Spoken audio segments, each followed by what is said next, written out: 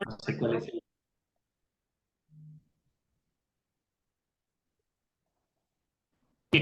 Voy a seguirle dando acceso a las personas, sin embargo ya está Ricardo aquí, no está, le doy a ustedes la más cordial bienvenida a nuestro quinto webinar. En esta ocasión tenemos la oportunidad de trabajar o de conocer y ampliar toda esta gama de lo que representa nuestros patrones emocionales y cómo se programan. Son muchas de las preguntas que quienes estamos en el desarrollo personal suelen estar ahí rondando. Y Ricardo Aquino, pues hoy nos va a dar esa clase donde nos permite a nosotros comprender y ampliar más esta información. Así que bueno, Ricardo está desde Venezuela. Gracias, Ricardo, por darnos este espacio. Y bueno, como te comenté, hay varias personas de Centroamérica, incluso Honduras, Bolivia, Costa Rica, México, y también personas de Latinoamérica, de Argentina, de Chile, Perú, Ecuador, Colombia, Panamá. Así que ahí tenemos invitados en la sala que nos han acompañado en nuestro webinar y están recién. Así que bueno, la sala es tuya. Así es, buenas noches, ¿cómo les va? Fuerte abrazo, Claudeni, Dulce, Francesco, ya vas a agarrar carro, Francesco, seguro.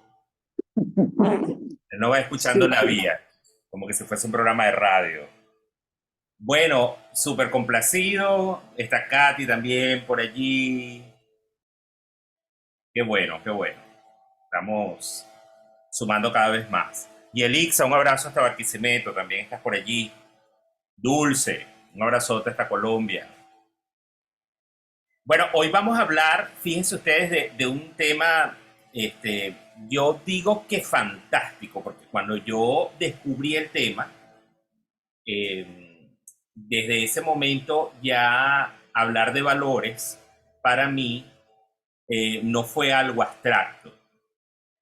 Ese tema de las cosas que siempre te están diciendo, ¿no? Es un tema de valores, o la sociedad es sí por un tema de valores, la gente está actuando de esta manera por un tema de valores, y cosas que, bueno, que hoy día en el ejercicio del coaching, pues nos vamos encontrando que es cada vez más necesario, más urgente el hablar del tema del coaching a nivel de lo que es el valor de los valores en el coaching y el coaching para los valores. Porque como las empresas, como yo se los he dicho a ustedes ya en clínicas pasadas, las empresas están constituidas por personas. Entonces, obviamente, las empresas se parecen a las personas, no las personas a las empresas, que podría ser así, ¿verdad? Bueno, eso debería ser toda una estrategia y una cultura organizacional y un clima organizacional y el difundir valores organizacionales para que los empleados empiecen a parecerse a la organización. Pero como la organización está constituida por personas y ciertamente casi siempre los valores que están en esas organizaciones los configuraron los dueños de esas empresas, entonces la gente realmente lo que de una forma u otra va pareciéndose es a los valores de los dueños de las organizaciones.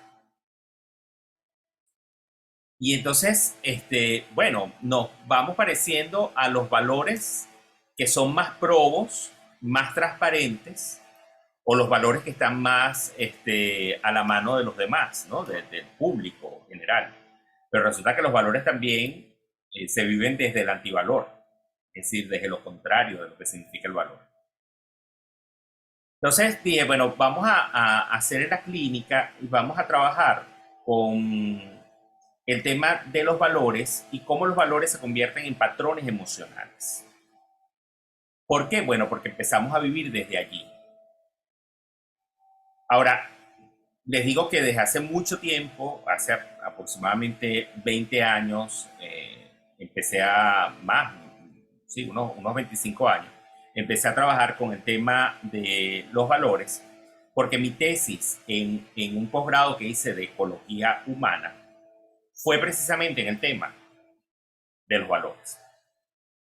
Y es como a través de una psicólogo clínico norteamericana, que es la doctora Pamela Levy, llegué a una cosa que ella desarrolló en sus campos de investigación de la conducta humana que tiene que ver con el ciclo del desarrollo.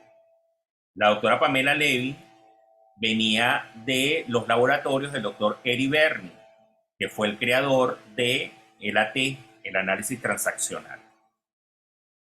Y Bernie siempre nos hablaba pues del tema de que la terapia tenía que ser lo más breve posible, lo más corta posible. Es decir, que la gente tenía la capacidad de poder salir de allí siempre y cuando no fuese un tema psiquiátrico. Es decir, un tema mucho más complicado que llevara a la persona a otro nivel de clínico. Pues ahí está Sandra. Hola Sandra, ¿cómo estás? Abrazo hasta Colombia, que es nuestra psicólogo clínico que está aquí. Entonces, entonces Bernie decía, bueno, pero tenemos que hacer algo como más corto, donde la gente pueda hacer transacciones para sanarse y para superar esos obstáculos que están dentro de sus mentes, dentro de las cabecitas que tenemos todos.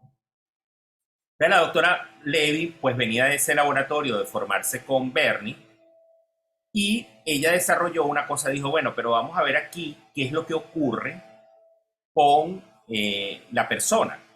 Es decir, cómo la persona viene con esa carga traumática o con traumas acumulados en su vida en todo su proceso de desarrollo. Una vez que yo leo la teoría de la doctora Pamela Levy de los ciclos del desarrollo, me impactó muchísimo, porque ellos ahí establecían todo lo que era el ciclo del desarrollo a partir de las etapas del niño y la niña, que va evolucionando hasta la adolescencia y luego de la adolescencia ya se convierte en un adulto joven. Y lo que me llamó la atención es que la descripción que ella hacía de todos los procesos que se vivían durante esas etapas de desarrollo tenían que ver con valores. Entonces yo ya me venía formando desde hace muchísimo tiempo en el tema de la educación en valores. Y es allí donde digo, wow, esto definitivamente es la creación del valor, que nos decía el maestro Makiguchi, uno de los padres de la teoría del valor a nivel oriental, japonés. Entonces, al ver todo este tema de la doctora Pamela Levy, decidí desarrollar también en la tesis un ciclo del desarrollo del ser y de cómo las propuestas que nos hacía la doctora Levy de transacciones en cada etapa de la vida nos va llevando, por supuesto, a fortalecer el valor de nosotros como personas y el pensar esos valores. De manera que dije, bueno, voy a entregárselo hoy a este equipo que ha venido formándose, ya tenemos prácticamente 2 meses en estas clínicas, porque parece tan importante el hecho de que nosotros podamos entender, incluso en las organizaciones, en el momento, si allí hay seres humanos y las organizaciones también tienen ciclos vitales. Yo quiero que ustedes anoten eso, las organizaciones están vivas y las organizaciones tienen ciclos vitales. Entonces, ¿qué es tan importante también ir formando los valores dentro de las organizaciones? Por sus etapas y por su evolución, por su desarrollo, dentro de los equipos. Ahora, la teoría del valor nos dice que los valores son intrínsecos, igual que los derechos humanos, son intrínsecos a nosotros. Solamente por ser seres humanos, nosotros tenemos esas cualidades, tenemos esa estructura de valores. De manera que los hayamos desarrollado o no, los hayamos potenciado o no, o se hayan estimulado o no en nuestras vidas, ellos están allí, latentes. Así comprendamos o no algo sobre ese valor, que ahora lo vamos a ver más adelante, ellos están allí. Es decir, que todas las personas tenemos valores. De hecho, los derechos humanos son valores.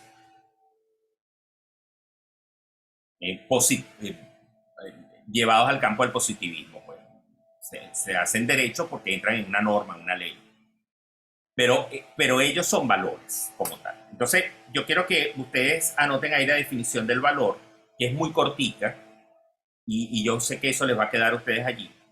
El valor no es más que el significado que nosotros le damos a las cosas. De manera que cuando entendemos este punto de que el valor no es más que el significado que nosotros le damos a las cosas, podemos entender que como nosotros vemos el mundo y como nosotros pensamos el mundo y como sentimos el mundo, tiene que ver con un valor. Entonces, cómo pensamos, cómo vemos y cómo sentimos el mundo es a través del filtro de los valores que están configurados en nosotros. Entonces es importantísimo tener claridad en que cómo significamos nosotros las cosas, es decir, cómo significas tú la vida. Entonces ese es el valor que tú le das a la vida. ¿Cómo significas tú el amor? Bueno, ese es el valor que tú le das al amor. ¿Cómo significas la amistad? Bueno, ese es el valor que tú le das a la amistad. Sí lo ven por allí, ¿verdad? Y fíjense ustedes que no tan solo es el significado que le podemos dar el valor, sino la defensa que tenemos incluso de ese significado y de ese valor que va conformando nuestra opinión, nuestra percepción sobre las cosas. Entonces, cuando venimos a ver, ciertamente nosotros estamos transmitiéndole al mundo lo que nosotros podemos pensar, podemos sentir y podemos observar sobre un determinado valor. Y eso es lo que hacemos constantemente. Vamos haciendo ese proceso de descripción, interpretación y valoración de todo lo que nos ocurre alrededor. Yo quiero que eso lo tengan allí claro, ¿no? Y además entender una cosa fundamental, que los valores son también constructos. ¿Y qué es un constructo? Bueno, un constructo es la forma como nosotros comprendemos el mundo. Entonces, mi comprensión del amor tal vez no es la misma comprensión del amor de Sandra, no es la misma comprensión del amor de Francisco, no es la misma comprensión del amor de Emilio. Por eso es que decimos que los valores también son constructos. Porque lo que yo pueda pensar de la dignidad no es lo que Guadalupe piensa de la dignidad. Entonces, incluso los límites que nosotros podemos colocar o poner en un momento dado en función de hasta dónde somos capaces de aguantar, soportar una situación, resistir algo, son totalmente distintos. Son tiempos completamente distintos, son lapsos completamente distintos. Incluso entre distintas sociedades, grupos humanos, y bueno, por supuesto, personas. Dentro de una misma familia podemos tener distintas percepciones y distintas descripciones de lo que es ese valor. Dentro de una misma familia no se le da el mismo aprecio ni la misma valoración a un valor específico como el amor, por ejemplo. Entonces, al tener claridad en este tema de lo que es un valor, que es el significado que le damos a las cosas, no podemos caer en el error de ir a trabajar con equipos pensando que todos piensan lo mismo o creyendo que todos pueden pensar lo mismo sobre un valor específico. Por ejemplo, la solidaridad, la amistad, la cooperación, el amor por lo bien hecho. Es una cosa importantísima, que es lo que nos separa de la mediocridad, hacer bien las cosas.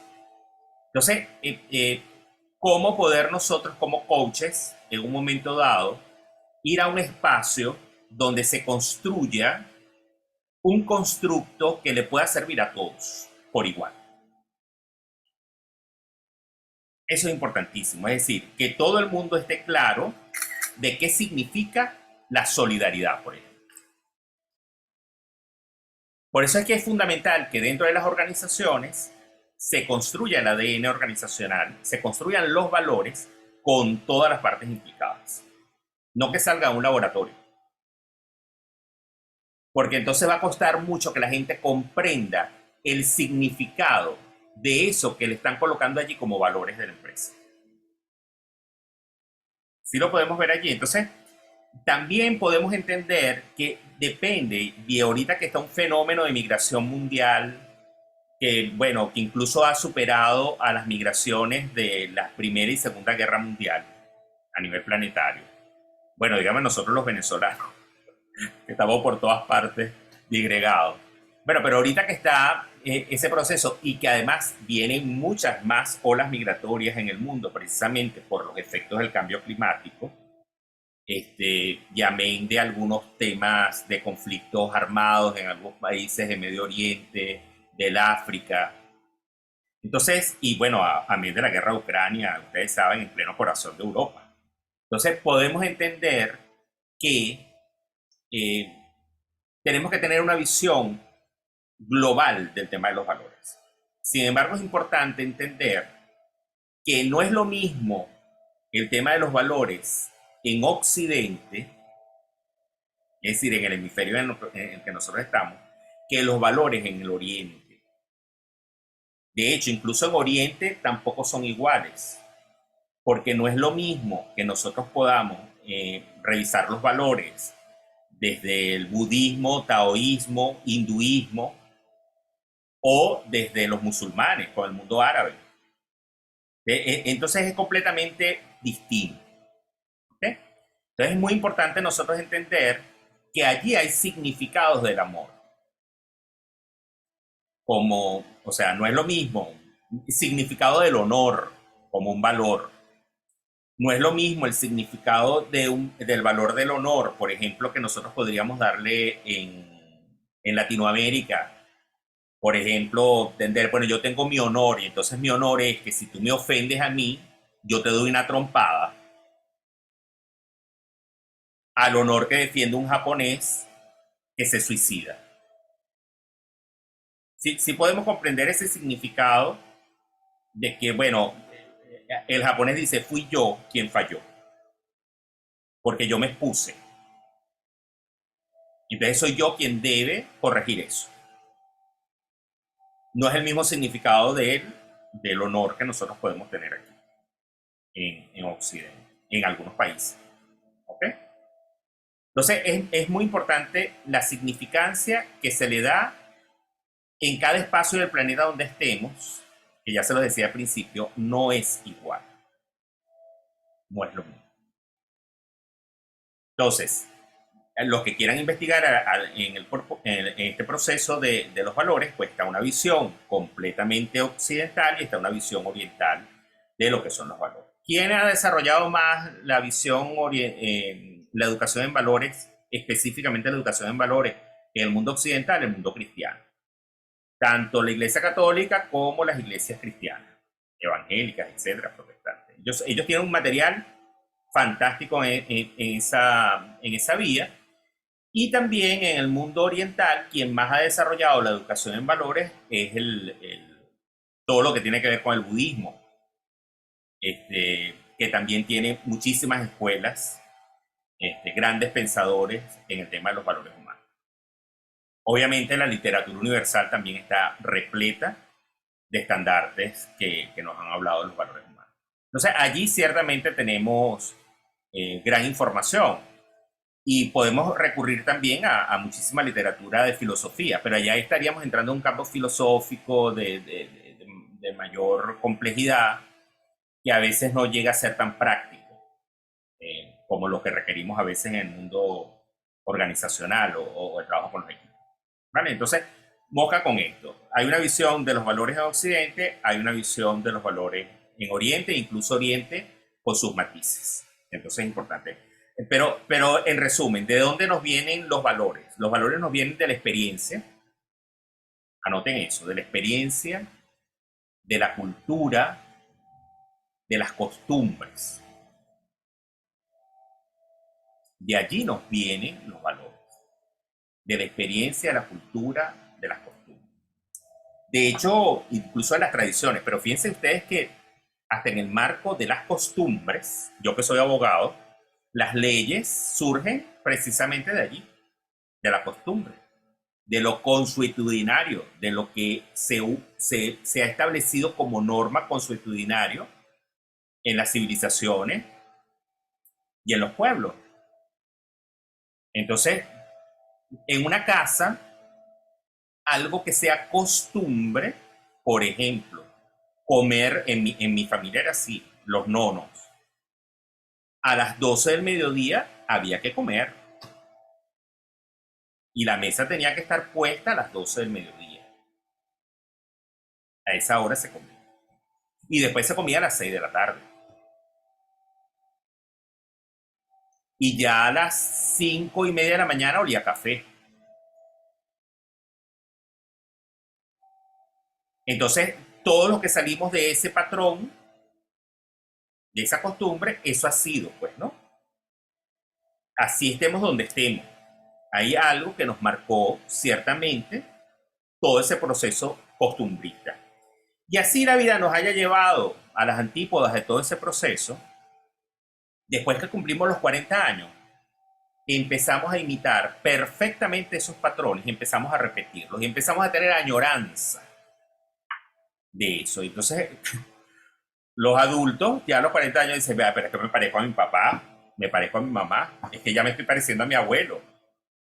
La gente incluso hace el insight y empieza a ver dónde estaba eso. ¿Cómo es posible que durante todo este tiempo eso que yo criticaba y que incluso odiaba, de repente aparezca en mí? Bueno, la neurociencia lo dice, hay surcos cerebrales. Entonces los valores, también esa es otra traducción que ustedes pueden colocar allí, otro significado. Los valores son surcos cerebrales.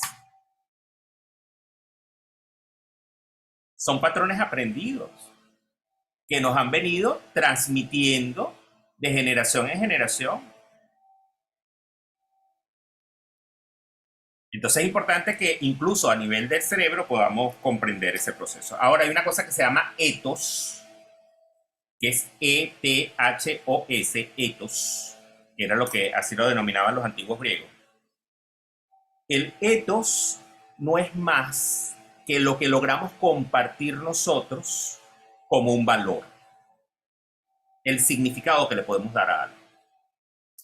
De ahí surge la ética.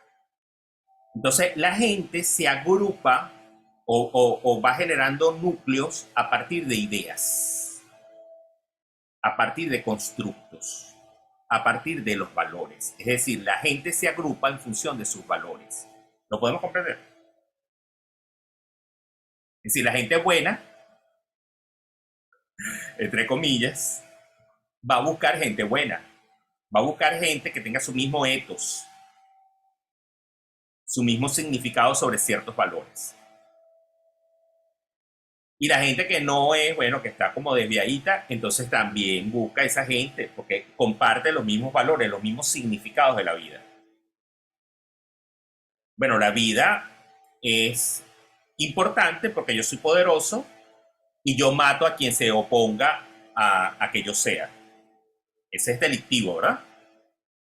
Bueno, esos son mentes criminales. Entonces, la gente que tiene mentes criminales son ethos. Ellos se agrupan en bandas y están allí.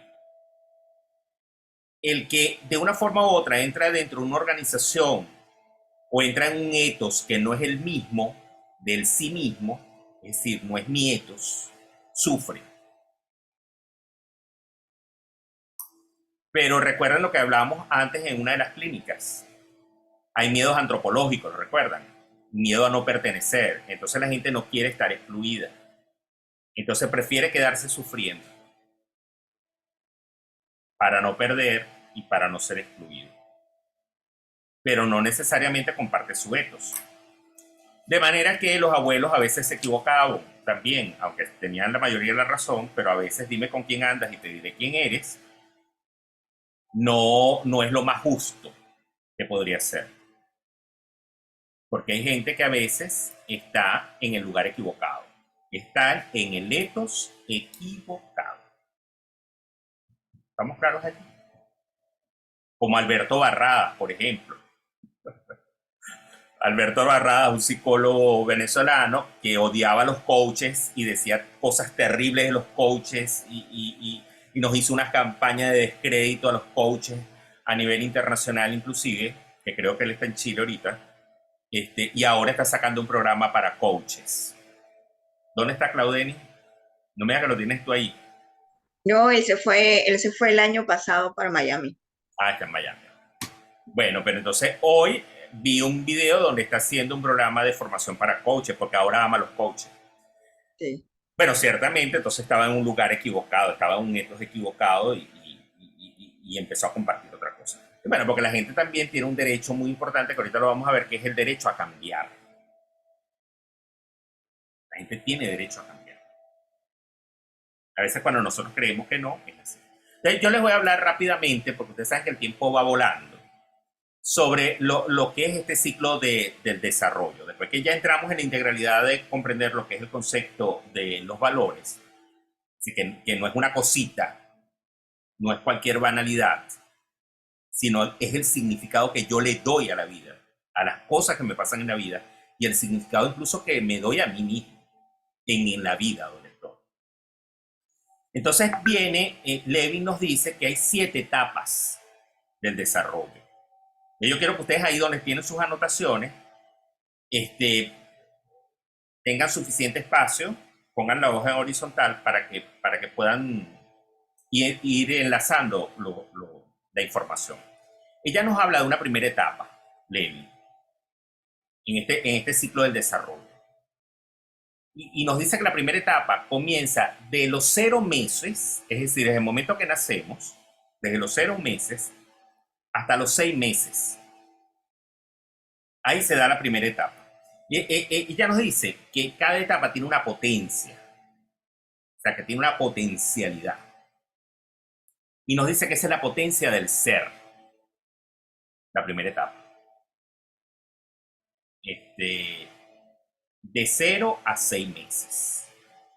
Y en esa potencia del ser, Levi nos dice que nosotros, cuando somos pequeñitos, obviamente estamos desvalidos. Y que es el momento de depender. Es decir, es el momento de mayor dependencia que tenemos en la vida, porque somos tan frágiles y desvalidos que no nos podemos ni voltear por nosotros mismos en esa primera etapa. Imagínense ustedes. Entonces, nos dice que tiene que haber un mundo, un entorno que esté alrededor de nosotros para sostenernos, para podernos dar afectividad. Entonces, todos de una manera u otra, así hayan sido tus padres biológicos, tus padres adoptivos o alguna persona que te crió, te dio ese sostén. Te dio la oportunidad de estar aquí y te tuvo que tener en sus brazos en algún momento. Entonces, Levi nos dice que de 0 a 6 meses se da toda esta potencia del ser donde nosotros dependemos de alguien más. Por primera vez estamos en manos de alguien totalmente, al 100%. Imagínense ustedes eso, ¿no? Es como la entrega y la confianza absoluta.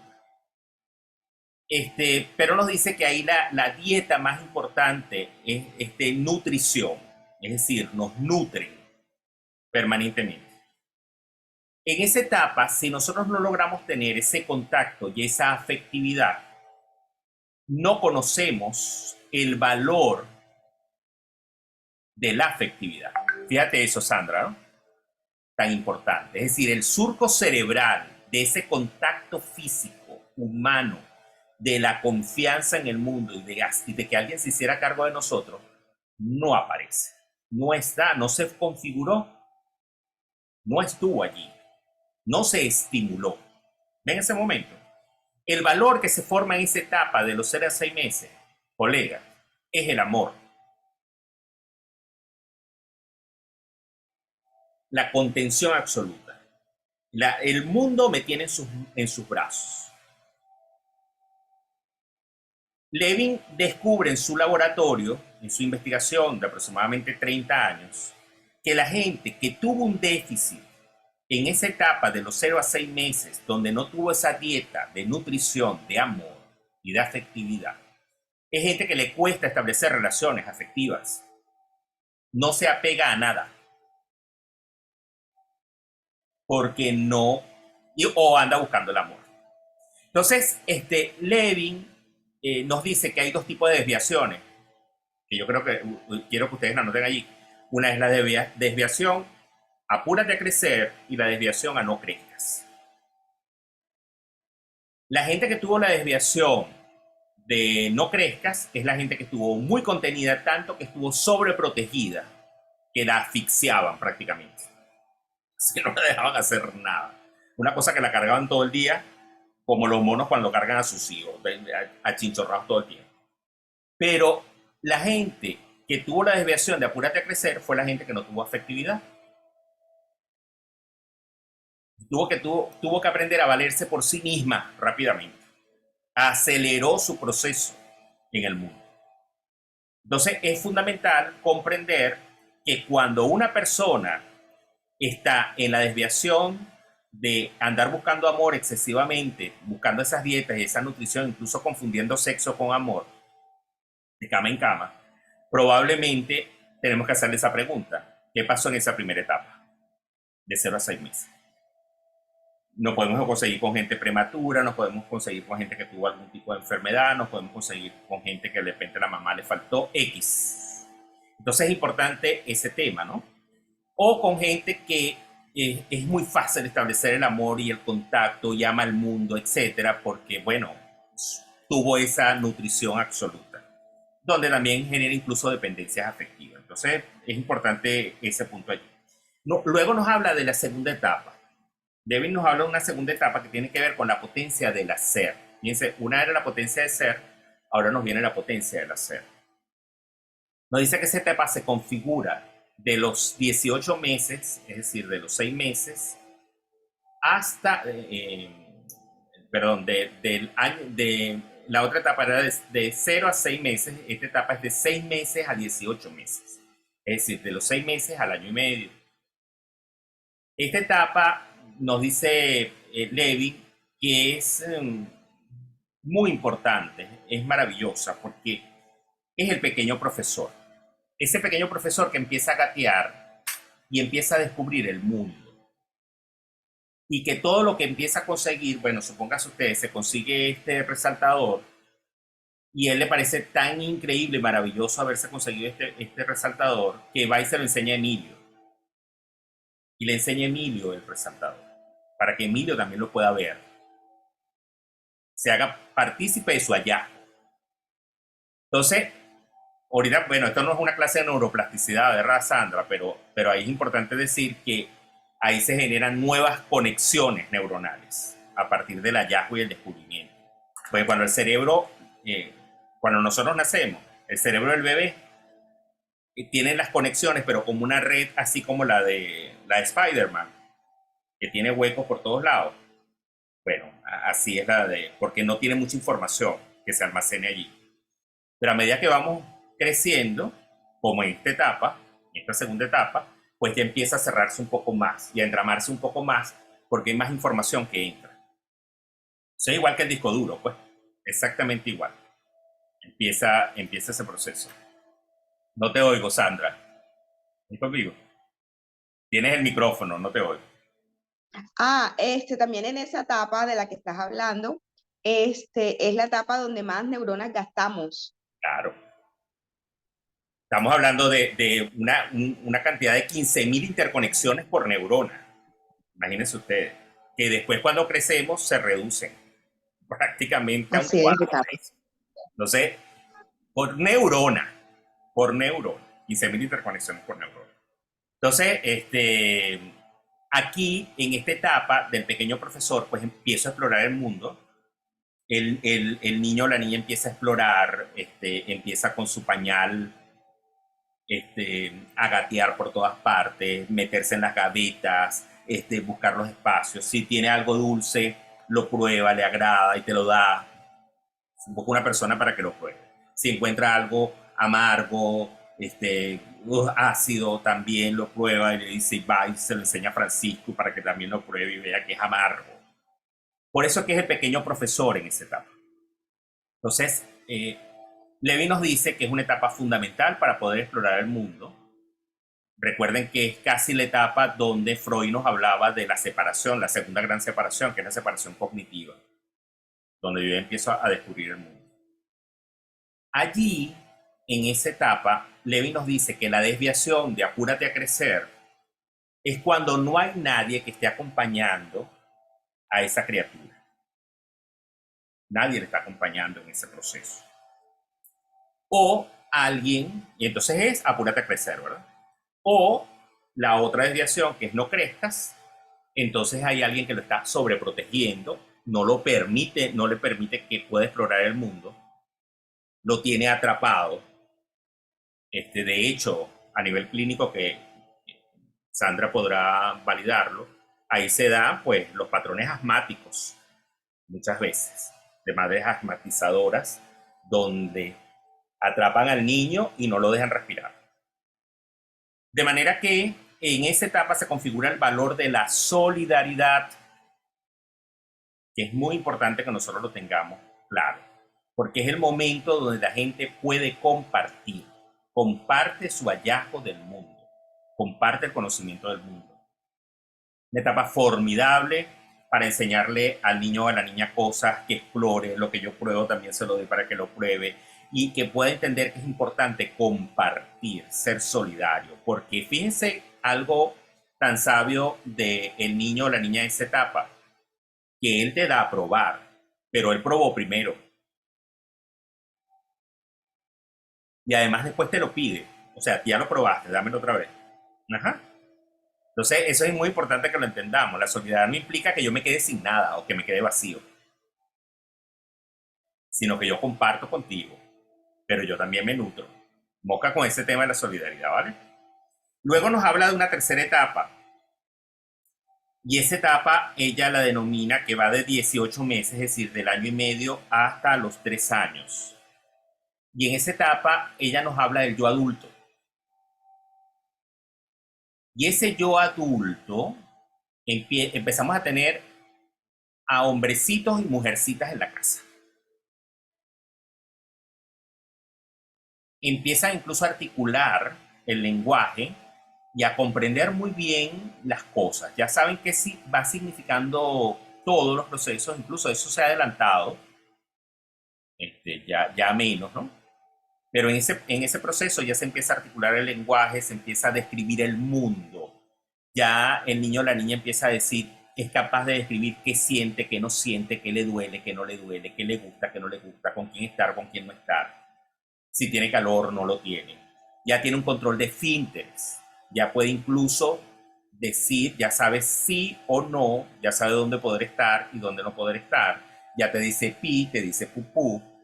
Ya sabe incluso cómo estar en una mesa. Entonces, Levi nos dice que ahí será ese pequeño adulto, ese hombrecito, esa mujercita, que ya empieza a tener un lugar en el mundo. Que es muy importante que podamos comprender esa edad y dejarlos ser. También poder acompañarlos en ese proceso. ¿Okay? Yo quiero que ustedes vayan haciendo los que tienen hijos, niños, los que tienen nietos, nietas, los que tienen sobrinos, sobrinas, pero también los que están dentro de un equipo en este momento en las organizaciones pequeñas o ya que estén desarrolladas, que estén en proceso de adultez maduras, para que ustedes vean cómo se van configurando esos valores también dentro de los equipos y dentro de las organizaciones. ¿Qué nos dice Levin allí? Que ese yo adulto que se va formando, donde yo encuentro un espacio en el mundo, describo el mundo y encuentro mi lugar, si se da una desviación, es porque no me permitieron expresar, no me permitieron describir o me impusieron una forma de ver las cosas. Me corregían incluso, me llevaban a que no creciera. O simplemente me dispararon a la vida, que yo hiciera lo que quisiera, y ahí empezamos con las rabietas y las pataletas, donde no se van acompañando esos procesos, sino que se va dejando que eso fluya libremente.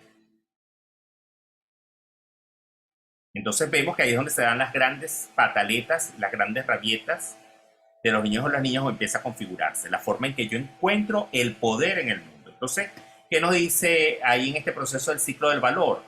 Que ahí se configura el valor de la tolerancia. Es en esa etapa donde se configura el valor de la tolerancia. Si a mí no me enseñaron cómo regular ese proceso, lo dejaron abierto, yo me llevo por el mundo a quien sea. No me interesa.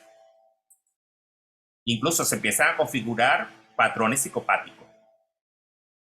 Me convierto en aplanadoras y tractores. Y eso lo vemos mucho en el mundo competitivo, en el mundo empresarial. Cuando salimos al mundo, lo empezamos a ver en la escuela. Con compañeritos que no le importaba y les daba la rabieta si tú sacabas 20 y él sacaba 19. ¿Sí lo ven? Bueno, yo era uno. Se empiezan a configurar patrones de competitividad. Somos competitivos a ultranza. Entonces mosca con la regulación de la tolerancia, del valor de la tolerancia. Entonces ahí se configuran los controladores en ese proceso. Luego Levin nos habla que de los 3 a 6 años se configura la potencia de la identidad y ahí está el niño supernatural. En esa etapa, el niño o la niña empieza a ver y a hacerse consciente de su sexualidad. De saber que yo tengo algo que Claudeni no tiene y por qué Claudeni tiene eso que yo no tengo. Y entonces empiezo a unirme y a nuclearme con los que son iguales a mí. Entonces, a veces eso se da bueno, depende de la sociedad, se da de una forma tan marcada que empieza incluso la separación de géneros de una manera absoluta y radical. Hay otras sociedades que, bueno, pero eso llevó años, que las ciencias educativas entendieran que había que integrar, porque ustedes recuerdan que antes había colegio nada más para mujeres y colegio nada más para hombres. Hasta que se llevó un proceso evolutivo de desarrollo de las sociedades y se empezó a integrar a la gente, ¿no? Sin embargo, allí seguían los patrones, las niñas vestidas de una forma y los niños de otra forma. Socialmente, incluso, los constructos de la sociedad del rosadito para la niña y el azul para el niño. Entonces, todos estos valores, estos son valores, busca allí. Por eso es que ahorita la crisis de identidad fragmentada, que ya les hablé en la vez pasada, y todo lo que nos está pasando a nivel de las identidades de género, nos cargan, pero bueno, caminando y trepando por las paredes. Porque nos están aniquilando, desintegrando los valores, el significado que teníamos de las cosas. Imagínate tú que te estén trasladando con un taladro, te estén metiendo, te estén tratando de esculpir, de tallar tus neuronas, tus conexiones interconectadas y tus nuevos surcos cerebrales, de un sopetón, porque no ha habido una transición. Esto ha sido así, radical, ¡pah!, de repente. Entonces, podemos comprender, ¿no?, cómo vienen estos patrones que nos van haciendo sentir estos procesos. Entonces, aquí, fíjense que se desarrolla en esa etapa incluso el pensamiento mágico. Los niños y las niñas empiezan a tener diálogos con imaginarios, con amigos imaginarios, amigos que no están, que no existen, incluso llegan a hacerse muy amigos de sus mascotas, o incluso llegan a establecer amistad con adultos. Entonces, es muy importante entender que en esta etapa el valor que se configura es precisamente el valor de la amistad. Entonces, es fundamental que los niños y las niñas estén en grupos sociales, vayan a parques, estén en fiestas, hagan una vida social, logren intercambiar y sí, que tengan sus amigos y sus amigas. Esto es clave. Es fundamental en estos procesos. Bueno, de hecho aquí en esta etapa que se está dando ahorita, el mayor auge, yo imagino que Sandra debe estarlo viendo en clínica ahorita, en sus pacientes, ahí es donde se está dando ahorita la crisis de identidad más fuerte. Ahí es donde las niñas y los niños están diciendo, no, yo no me siento de mi género, sino de otro género. Exactamente en esta etapa. O sea, que está totalmente vigente la teoría de Pamela Levy. Luego nos habla de otra potencia, que es la potencia de ser hábil. Y esa potencia va de los 6 años a los 12 años. La potencia de ser hábil, en esa etapa, bueno, lo tenemos que recordar cuando tuvimos esa edad, de 6 a 12 años, que es lo que se denomina preadolescencia en algunos teóricos lo denominan así. Es la forma que nosotros construimos cosas. Logramos construir el mundo. Es la etapa del Lego, es la etapa de los rompecabezas, es la etapa de construir cosas, de desarmarlas, volverlas a armar. Es el momento de ir a la playa y construir castillos, y que todo quede perfecto, o que dibujemos, que desarrollemos y hagamos un mundo a nuestro estilo y nuestra forma. Desviación, qué cosa tan fea hiciste, eso no se hace así, tal y qué sé yo. ¿Lo vieron? Eso es, bueno, no crezcas porque yo soy el que sé, yo soy papá y mamá, yo te hago las cosas. No vas a presentar eso así en la escuela porque eso es horrible, etcétera, entonces te lo hago yo. No crezcas, ¿lo vieron? O apúrate a crecer, bueno, arregla eso. Si tú lo echaste de perder, acomódalo tú, ve a ver qué es lo que vas a hacer. El que vas a sacar la nota eres tú, no soy yo. Eso es apúrate a crecer, no lo acompaño. Tampoco. Entonces, en esa etapa es importante entender que nosotros trabajamos la participación y nos convertimos en emprendedores. La gente que le cuesta emprender es porque en la etapa de 6 a 12 años no pudo construirse un mundo. No fue posible construir un mundo a su medida. El mundo se lo construyeron. Entonces le cuesta mucho construir. En cambio, el que tuvo que ayudar a criar a los hermanos, tuvo que empezar a cocinar, a hacer cosas en la casa, arreglar, ese es emprendedor por naturaleza. De todas maneras, hay otra configuración sociológica, que en un próximo webinar lo vamos a ver, para que podamos ver cómo se van construyendo también esos patrones sociológicos, ¿no? Del emprendedor, por ejemplo. Un emprendedor no es emprendedor porque quiera hacerlo. Un emprendedor es emprendedor porque su naturaleza es emprender. O sea, no tuvo elección. No es que lo quiso ser. Él es así. Él donde esté va a emprender. Entonces, es fundamental entender que el valor allí es ese. Luego nos viene, nos dice que a partir de los 12 años hasta los 19 años o 18 años aproximadamente, se da una cosa que se llama la potencia de regeneración. Y esa potencia de regeneración es que todas las etapas están dando vueltas como que si fuera una licuadora. Ahí están todos. Por eso es que la adolescencia es terrible. Porque somos niños pequeñitos que queremos que nos nutran, pero de repente somos adultos y somos autónomos, pero de repente estamos emprendiendo y las cosas se hacen como yo quiero que se hagan y soy rebelde. Es decir, o quiero estar con mis amigos nada más, pero de repente los odio y los detesto y no los quiero y me peleo con ellos. Es decir, la etapa de la adolescencia es de regeneración absoluta. Por eso es que los adultos no podemos comprender a un adolescente. No podemos, no entendemos qué es lo que les ocurre. Pero ellos están además que eso es un invento del siglo XX. Es importante que se sepa que antes no se sabía que había la adolescencia. La adolescencia es un invento del siglo XX. Entonces, allí podemos entender que hay una etapa de regeneración insólita donde la gente no sabe en qué estado estar, ni dónde estar, ni cuál es su lugar en el mundo, ni quién está, ni quién no está. Por eso es que es muy importante tener observación y estar desde el amor absoluto acompañando ese proceso. Porque está en crisis tanto el adolescente como el adulto que está a su alrededor.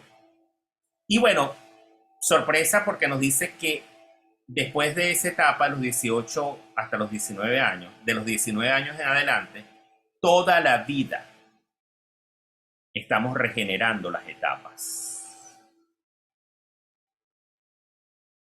Toda la vida estamos regenerando las etapas. Entonces estamos en yo niño, estamos en yo adulto, estamos en yo padre. Toda la vida estamos ayudando.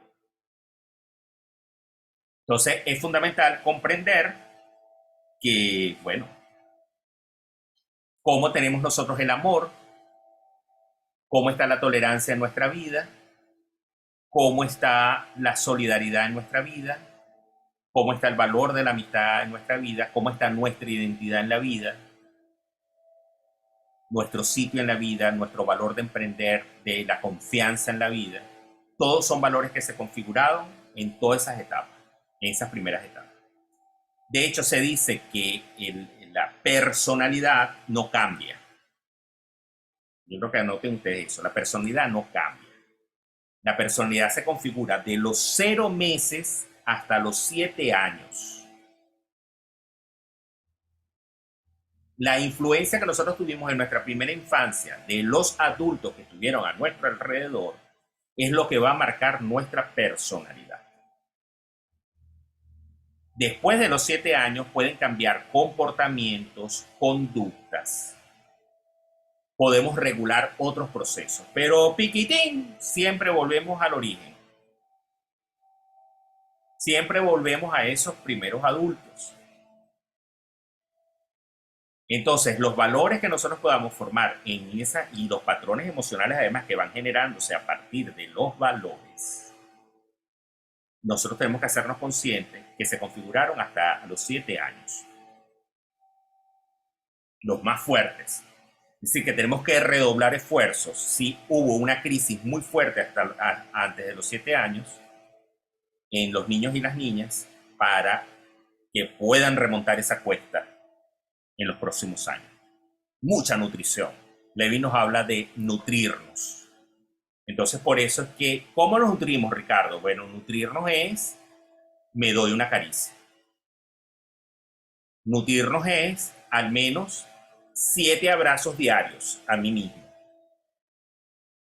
Nutrirnos es que alguien me abrace. Nutrirnos es, lo estás haciendo bien, Ricardo. Qué maravilla, Ricardo. Te amo, Ricardo. Ricardo, eres importante para mí. No sabes cuánto te amo, Ricardo. Pero no así regañado como lo estoy haciendo yo, sino con la capacidad de expresión. Te amo, Ricardo. Eres parte de mi vida, Ricardo. Sin ti no podría, Ricardo. Entonces, porque si no tenemos a alguien que nos nutra, Levi nos dice que tenemos que empezar por nosotros mismos. Primero a nutrirnos nosotros mismos. Entonces, ese chocolatico que te gusta y que tú consideras que es un pecado capital, ese te lo compras y te lo comes. Dices, porque es que te lo mereces. Te mereces tu chocolate, Ricardo. ¿Sí lo ves? Entonces, ¿qué está pasando? Que me estoy tratando mal. ¿Qué está pasando? Que no estoy encontrando mi lugar en el mundo. ¿Qué pasó con mis valores? Lo otro es cuando empezamos a tener crisis y empezamos a buscar espacios, cosas que nos pertenecen, puedes entender que estás en etapa de reciclaje, de ciclos de vida. Que no es que estás loco, no es que eres inmaduro, no es que algo pasó en ti, no, sino que estás allí. Y si además te vas a las crisis, a las edades biológicas, que creo que yo no las he dado aquí, pero que también existen, entonces, bueno, tienes mucha más información. Sandra.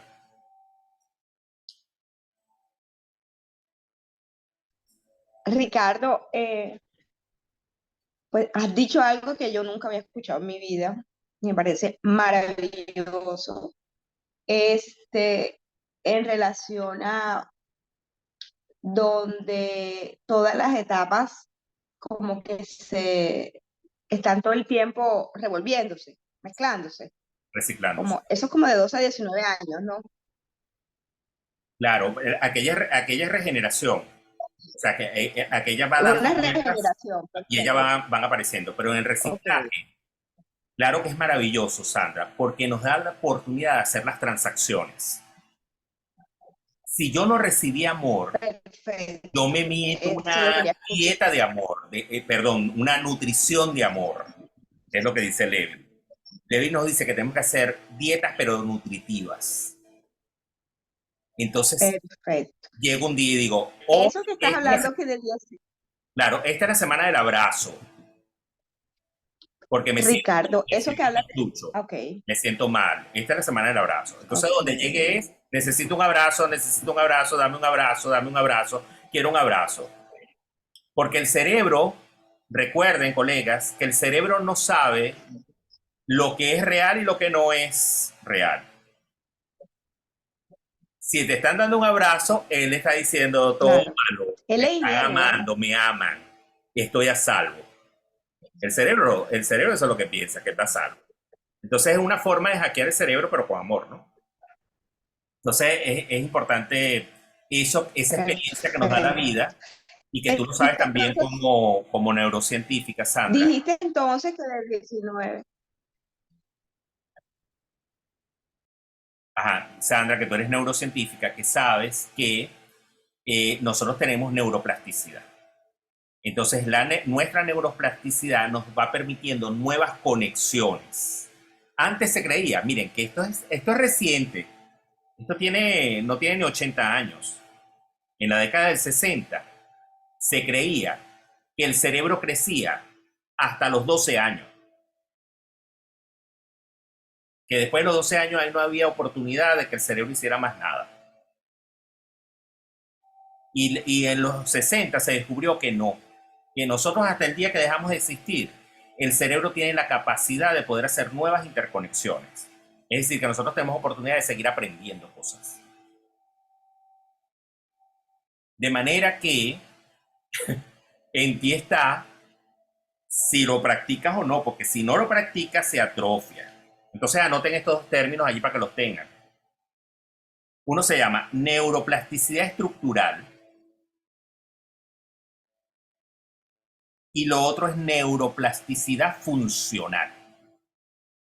Hay otras, pero la estructural nos dice que el cerebro es tan inteligente como sistema, él funciona como un sistema, que cuando él consigue una falla en una parte, todo el resto del cerebro que no tiene esa falla va en auxilio y ayuda a reconstruir esa otra parte. Le da elementos para que esa otra parte pueda funcionar. Eso es lo que nos llama la neuroplasticidad estructural. Es decir, él tiene la capacidad de autorregenerarse. Ya vean eso tan maravilloso que tenemos allí. Y la funcional va específicamente a nuestras competencias, a las cosas que podemos hacer. Y ahí va una fuerza que nos lleva a ser muy buenos en algo, a que nuestra función se desarrolle en algo. Por eso es que estimularlo. Yo siempre le digo a la gente que está estudiando coaching que si no hace coaching, no va a poder desarrollar la competencia de ser coach. Imposible. Porque no está trabajando con la neuroplasticidad funcional. Entonces, si usted hace algo y usted sabe que usted lo sabe hacer y lo hace muy bien, usted tiene que hacerlo. De manera que todo aprendizaje que tú hayas adquirido durante toda tu vida, tienes que buscar la forma u otra de integrarlo. Yo se los he dicho a ustedes, no olvidarlo, ni bloquearlo, ni decir que eso no existe, sino integrarlo.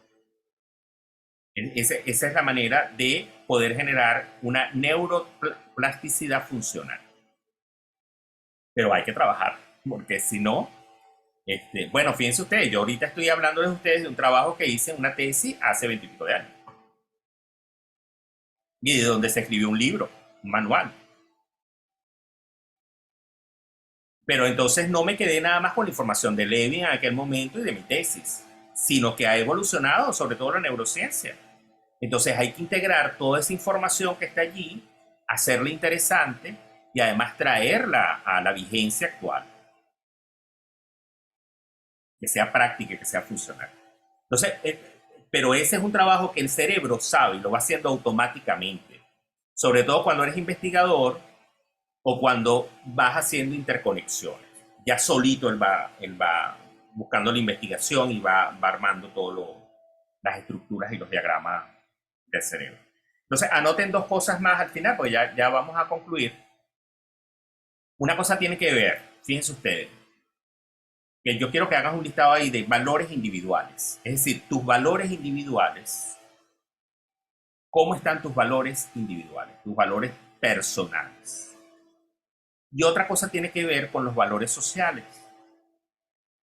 Es decir, hay valores tuyos tus valores personales, individuales. Pero hay valores sociales, que los vives en sociedad, que los vives en el ethos. ¿Recuerda que les hablé del ethos? Bueno, exactamente, los vives en ethos. Pero hay valores que son solo tuyos. Por ejemplo, el valor del sueño. Que no es que eres flojo, sino que a ti te gusta dormir. A tu cerebro le gusta dormir. Entonces ahí hay que revisar. Si no es una patología, porque haya una depresión o estés medio triste, o haya una falla neuronal, pero casi siempre el que quiere dormir es porque necesita hacerlo. Pero ahí hay un valor individual. Entonces los valores individuales pueden ser dignidad, autoestima, sinceridad, libertad, paz, gratitud, amor a lo bien hecho, el amor a Dios o a lo que tú creas. Puedes creer en los Rolling Stones y está bien. Y los valores sociales. Los valores sociales pueden ser la participación, la responsabilidad, la tolerancia, el diálogo, que es un valor social, la solidaridad, la amistad, el amor a los otros.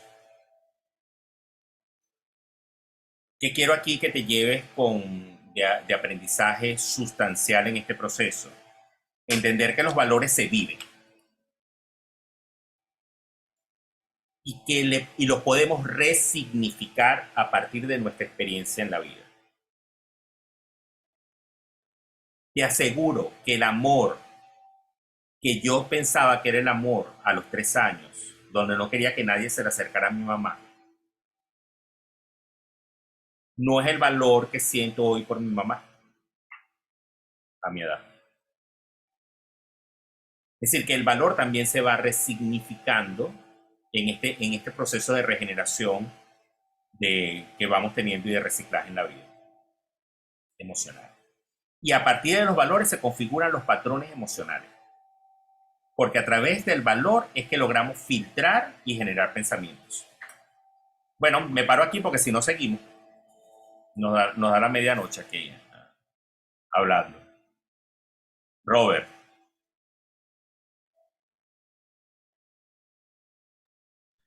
Ricardo, hay una pregunta en el chat que decía que si los hitos que tú mencionaste, que si eran unas siglas.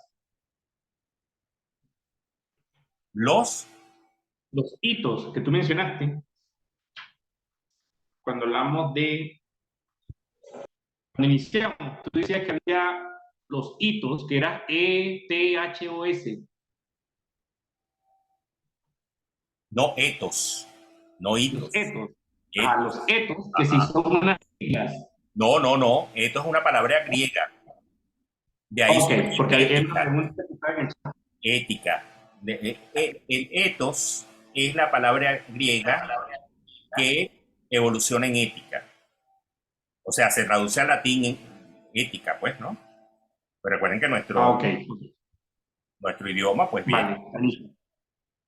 Pero el etos era el griego, que es el compartir el significado por la vida, cómo vemos la vida y cómo estamos en la vida.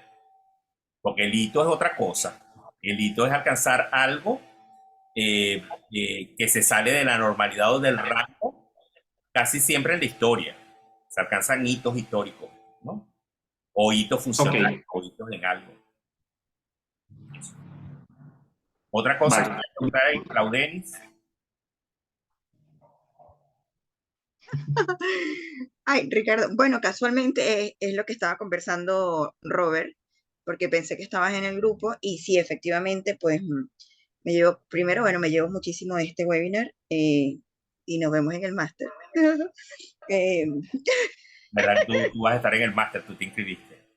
Aquí tenemos gente que va para el máster, gente que va para la certificación de coaching profesional, Francisco también va para el máster, y gente que ya está en el máster, gente que ya está en la certificación de coaching, y un grupo que ya son coaches, egresados de master coaches además, porque está Katy que es master coach, Yulimar que es master coach, Están Keila, que está estudiando Master Coach. Así que bueno, estamos allí. No Sí, sé si tengan alguna pregunta, porque aquí, antes de cerrar, fíjense, eh, no tan solo se configuran los valores, sino los derechos. O sea, hay unos derechos que son los derechos asertivos de ecología emocional, que de Tapia, del doctor Tapia, mexicano, que es lo máximo.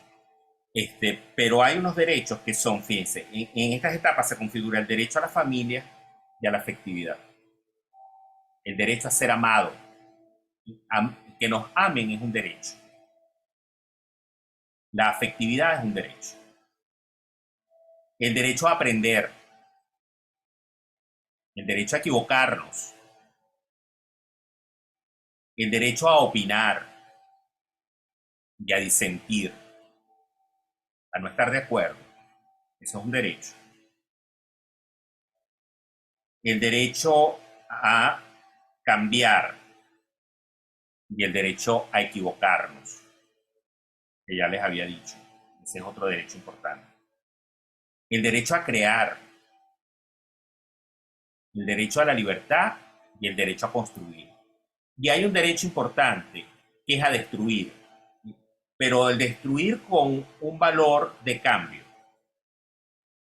de que no me gustó esto y lo dejo. Y eso saben que yo eso no lo comprendía muy bien hasta que estudié filosofía. Después que hice la maestría de filosofía, me dejé de tanta pendejada que yo tenía, porque yo pensaba, con todo y que yo declaraba y hablaba del derecho a cambiar y de todo esto, yo no era muy radical en mis opiniones. Yo pensaba que a partir de que mis opiniones no podían flexibilizarse. Tenía ese paradigma, pues. ¿Sabes? El dinosaurio bebé. El dinosaurio que nace chiquitico, que uno cree que porque es chiquitico no es dinosaurio, ¿no? Y muerde. Como los caimanes, los cocodrilos chiquiticos que meten el dedo para que tú veas que te lo quitan. Entonces, uno piensa que no, pues que las opiniones son inamovibles, que son inflexibles, que no se pueden cambiar. Y después de estudiar tantos filósofos, ellos mismos después se contradecían. Ellos mismos después decían, no, esto es una porquería. Wittgenstein fue uno. Wittgenstein hizo el tracto y después que hizo esa historia dijo, ay, qué porquería, ¿cómo es posible que yo haya escrito eso? Y escribió otra cosa. Entonces hay oportunidad también para destruir aquello con lo que no estamos de acuerdo. De ahí se configuran los revolucionarios, obviamente. Lo otro es la individualidad, el derecho a la independencia y el derecho a la sinceridad, sin dañar al otro. ¿Ven que eso es fundamental? Bueno, yo me imagino que aquí las neuronas deben estar haciendo su trabajo. Entonces, ¿cuáles valores individuales te definen y desde cuáles valores sociales trabajas o interactúas? Eso es clave. Yo le voy a mandar, yo tengo una deuda con la clínica pasada, que con todo y que Keila me lo recordó, ya es un asunto mío, que es enviarles el test de Donald Trump, ¿lo recuerdan? El test Es de Moca, moca. de Moca, que no se los enviamos, se los voy a enviar. Y también una serie de preguntas poderosas que se pueden hacer a partir del coaching con este tema de los valores. Por ejemplo, si lo que tienes ahora no te gusta, ¿cómo crees que debería ser?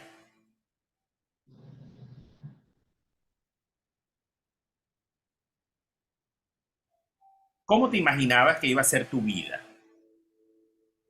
¿Y cómo es? ¿Qué te gustaría que pasara hoy que no está pasando?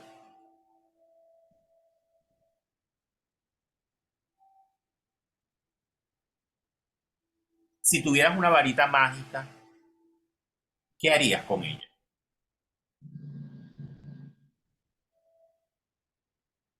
¿Qué odias? ¿Qué amas? ¿Qué te cuesta trabajo?